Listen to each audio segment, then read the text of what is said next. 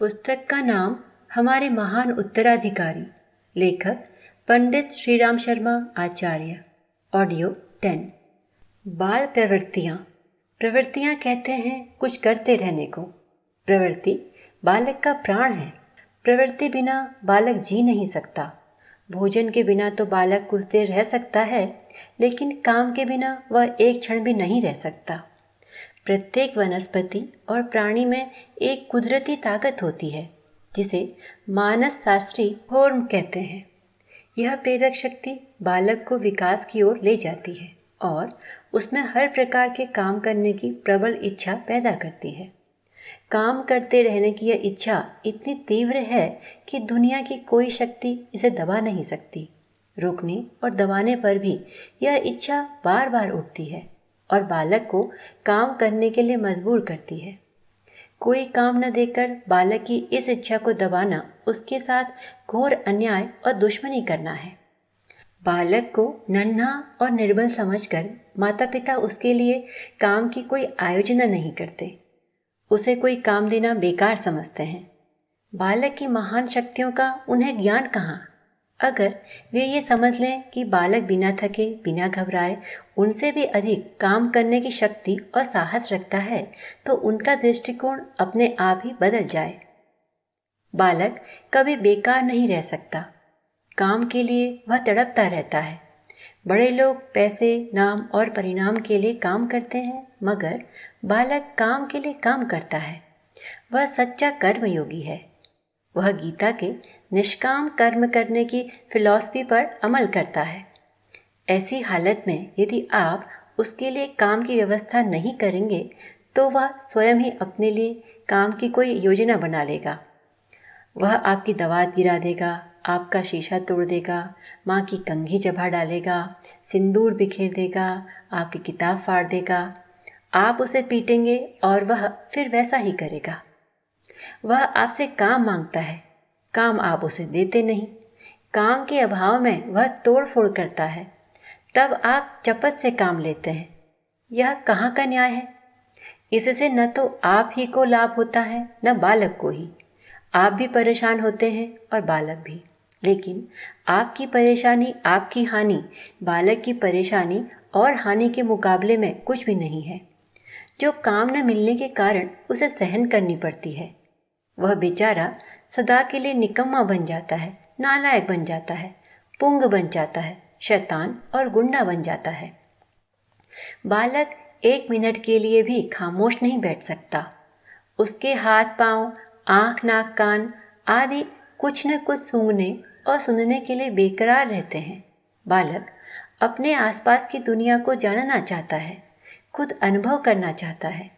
इसके लिए कभी भागता है, कभी कूदता है, कभी उछलता है, कभी जीने पर चढ़ता है और कभी उतरता है। कभी कुछ उठाता है, कभी कुछ। आप चाहें जो कर लें, वह पत्थर बनकर नहीं बैठ सकता। ऐसा करना उसके लिए अस्वाभाविक और अप्राकृतिक है। काम करना बालक के लिए इतना प्रिय है कि बीमार होने पर भी कुछ न कुछ करने के लिए वह बुरी तरह छटपटाता रहता है।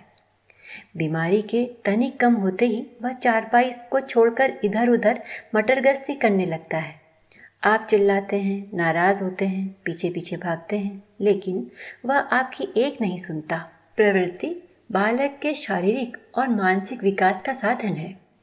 इसलिए बार बार धमकाए जाने और पीटने पर भी वह प्रवृत्ति करने से बाज नहीं आता।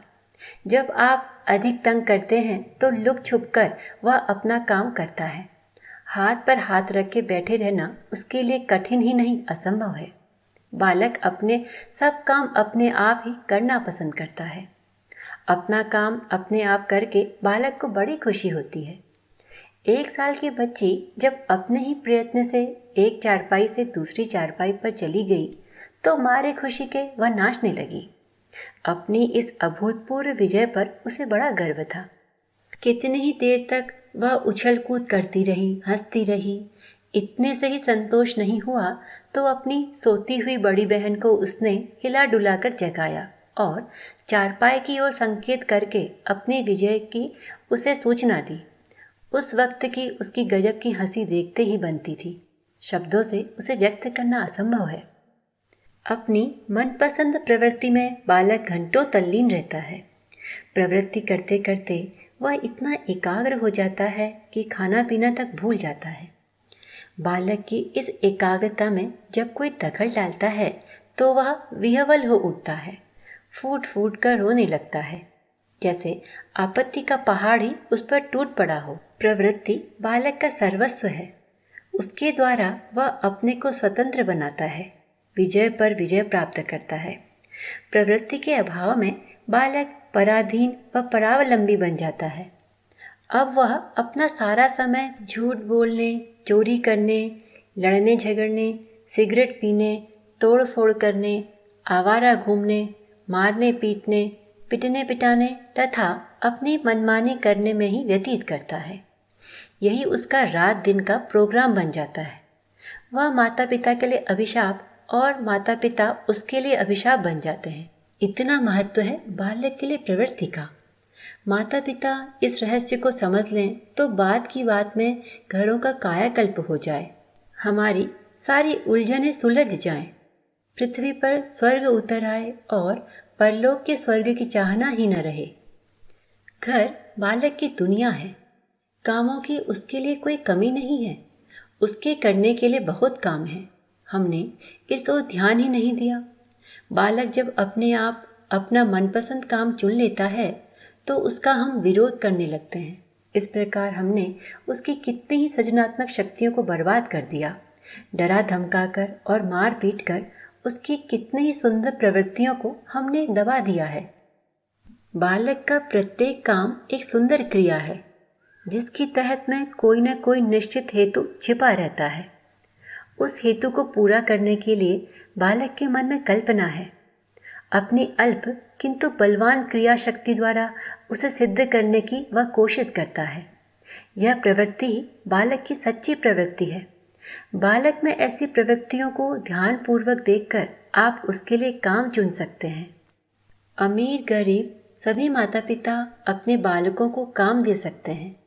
इसके लिए बहुत खर्च की भी जरूरत नहीं होती। यदि थोड़ा बहुत खर्च करना भी पड़े तो बाल हित के लिए करना भी चाहिए। जब हम अंधविश्वासों, रस्म रिवाजों, खेल तमाशों, नाटक सिनेमाओं, शादी गमी में अपना सब कुछ बेचकर कर्ज लेकर भी खर्च करने में आगे पीछे नहीं देखते तो अपने प्यारे बालकों के लिए हम क्या कुछ भी खर्च नहीं कर सकते? दुख तो यह है कि बालक के बारे में हम सोचते ही नहीं, उसकी हमें कुछ चिंता ही नहीं, परवाह ही नहीं। हम तो ऐसा मानते हैं कि बालक कुछ कर ही नहीं सकते। जैसा ऊपर बताया जा चुका है कि हमारी यह धारणा बिल्कुल गलत है। इसमें जरा भी सार नहीं है। ऐसा समझना हमारी नासमझी है। बाल स्वभाव के प्रति हमारी अज्ञानता का सूचक है। बालक एक नहीं अनेक काम कर सकते हैं। योगी अरविंद ने कहा है कि बालक एक जबरदस्त अन्वेषक, विश्लेषक और खोजी है। इसलिए यह मिथ्या भ्रम अपने दिमाग से निकाल दें कि बालक कुछ कर नहीं सकता। आपकी जानकारी के लिए कुछ काम नीचे दिए जाते हैं जिन्हें बच्चे बड़ी सुगमता और हंसते हंसते कर सकते हैं। बच्चे अपने सब निजी काम बड़े चाव से करते हैं। आमतौर पर माता पिता बालकों को कमजोर समझकर उनका सब काम खुद कर देते हैं। यह उनकी सख्त गलती है। बच्चों के लिए आप तो केवल सुविधा जुटा दें और 2-4 बार उन्हें काम करके दिखा दें। फिर दूर खड़े खड़े देखें कि नहाना, कंघा करना, कपड़े पहनना, बटन लगाना और खोलना, जूता साफ करना, पॉलिश करना, सफाई करना, चीज़ों को यथास्थान रखना, कपड़े धोना, बर्तन मांजना, खाना परोसना आदि सब काम वे कितनी फुर्ती और चाव से करते हैं। इसके अलावा घर में बड़े बूढ़े जो काम करते हैं वे सब काम भी बालक कर सकते हैं। घर में माता को साग काटते देखकर बालक भी चाकू उठाकर साग काटने लगता है। इसी प्रकार रोटी बनाना आदि दूसरे काम भी करना चाहते हैं। जब इन कामों में उन्हें रोका जाता है तो छिपकर वे इन सब कामों को करते हैं। बढ़ई का बच्चा बढ़ई का काम करना चाहता है, लोहार का बच्चा लोहार का काम करना चाहता है। ऐसे मौक़ों को हाथ से नहीं जाने देना चाहिए। ऐसा अवसर आते ही बालक की आयु के मुताबिक औजारों का प्रबंध कर देना चाहिए। लंदन के एक प्रसिद्ध शिक्षा शास्त्री व समर हिल स्कूल के संचालक मिस्टर नील ने अपनी पुस्तक में लिखा है, बच्चों को छोटी आरी, कुल्हाड़ी और चाकू से काम करने दो। मेरे स्कूल का सबसे छोटा बालक, जिसकी उम्र 7 साल है, हर प्रकार के औजार इस्तेमाल करता है। उसके मुकाबले में मैं अपनी उंगलियां अधिक बार काट लेता हूँ। 7 और 8 साल के बच्चे टाइप की मशीन पर उसे खराब किए बिना टाइप कर सकते हैं। छोटे मोटे सेवा के काम भी बालक चाव भाव से करते हैं। किसी के लिए पानी मंगवाना हो तो उसे मंगवाएं, दौड़ कर लाएंगे। बाजार से कुछ मंगवाना हो तो उन्हें भेजें, खुशी खुशी जाएंगे। लेकिन जबरन कोई काम उनसे हरगिज न करवाएं। काम कराने के लिए न सजा दें न लालच। लकड़ी की ईंटों और घन को बालक बहुत पसंद करते हैं। उनमें वे मीनारें, दीवारें, घर, कुएं, बावली, तालाब आदि बनाते हैं और बिगाड़ते हैं। इनके अलावा इनसे बालक और भी तरह तरह की आकृतियां बनाते हैं। उनकी कल्पना छोटे रूप में लेकिन संपूर्ण विविध आकारों की रचना करती है। दिया सलाई की भरी और खाली डिब्बियों को बालक खूब खोलते हैं, बराबर खोलते हैं और भरते हैं। उनसे दीवार, चबूतरे, तालाब, कुएं, रेल आदि बनाते हैं। दिया सलाइयों से बालक जोड़ और बाकी सीखते हैं। उन्हें जमीन पर रखकर तरह तरह की सूरतें बनाते हैं। बालू रेत तो बालकों की खास चीज है।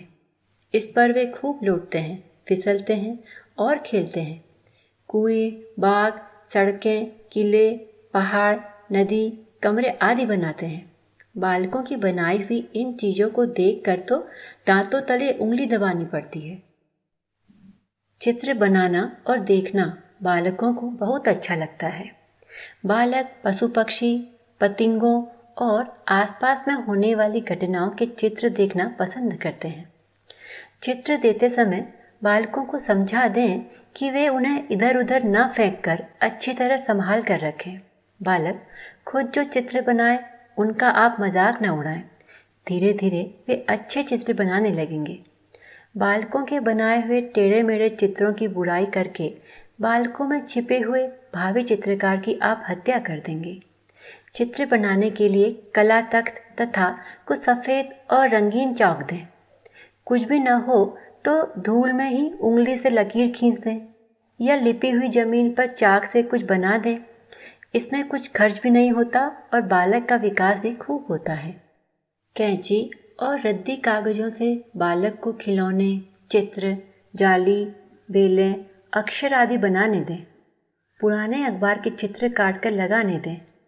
उसके चारों ओर बेल काट कर लगाने दें। चिपकाने के लिए एक गोंददानी और कचरा डालने के लिए एक टोकरी दें। बालक जो चित्र आदि बनाए उनका एल्बम बनाया जा सकता है। इधर उधर जो चित्र मिले उनके भी एल्बम बनाए जा सकते हैं, जैसे देश विदेश के नेताओं, पशु पक्षियों, इमारतों का एल्बम, पहाड़ी दृश्यों का एल्बम, पुराने और नए हथियारों के चित्रों का एल्बम, टिकटों और सिक्कों का एल्बम, फूल पत्तों का एल्बम आदि।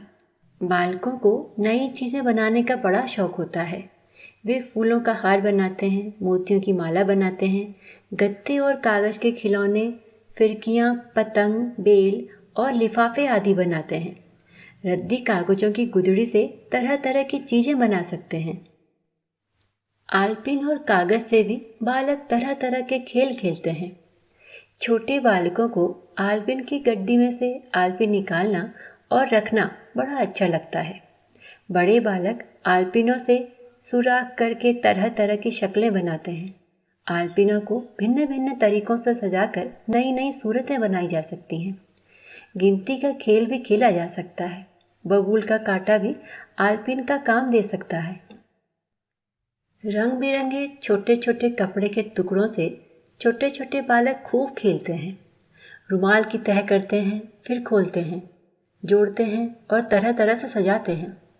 कपड़ों के टुकड़े रुमाल के साइज के होने चाहिए। मिली हुई चीज़ों को अलग अलग करने में भी बालकों को बड़ा मज़ा आता है। रंग बिरंगे मोतियों, गोलियों तथा कई तरह से मिले हुए अनाजों के दानों को अलग करने का काम बालकों को बड़ा पसंद है। वे बार बार उन्हें मिलाते हैं और अलग करते हैं। इससे उनके देखने और वर्गीकरण करने की शक्ति बढ़ती है। मिट्टी के खिलौने बनाना तो बालकों को बहुत ही पसंद है। वे इस काम में मस्त हो जाते हैं। अपने अपने अनुभव के अनुसार वे तरह तरह के फल, जानवर, बर्तन, हवाई जहाज, घर बनाते हैं। मिट्टी पर पैसे की छाप लगाकर खेलते हैं। नई नई चीजें बनाते और बिगाड़ते हैं। गारे से ईंट बनाने का काम भी दिया जा सकता है। मिट्टी के खेल भी खिलाए जा सकते हैं। बच्चों से कहिए, आओ आज सब्जी की दुकान लगाएं। मिट्टी पहले से ही तैयार रखो। अब देखिए बालक कितने चाव से गाजर, बैंगन आदि बनाते हैं। कभी हलवाई और कभी फल वाले की दुकान लगाएं। इससे बालकों को चीज़ों का ज्ञान, नाम व बनाना आएगा। इतना ही नहीं, सजाना, जगाना, बेचना व खरीदना भी आ जाएगा। रस्सी बांटना, ताड़ के पत्तों से छोटे छोटे पंखे बनाना, तकली से सूत काटना, जिल्द बांधना आदि उपयोगी काम भी बालक आसानी से कर सकते हैं। बागवानी का काम बालक बड़ी दिलचस्पी से करते हैं। पौधों को पानी देना, बीज बोना, क्यारियां बनाना, बोने के लिए मिट्टी तैयार करना आदि सब काम भागते दौड़ते करते हैं। काम के साथ साथ कसरत भी होती है और ज्ञान भी बढ़ता है। जानवरों को पालना बालकों के लिए बड़ा अच्छा काम है। बालकों को तोता, मैना, कुत्ता, बिल्ली, खरगोश, बुलबुल आदि पालने का मौका भी देना चाहिए। कुछ पक्षियों के परिचय से बालकों में प्रेम पैदा होता है। सार संभाल की आदत का विकास होता है। एक सच्ची घटना इसका अच्छा उदाहरण है।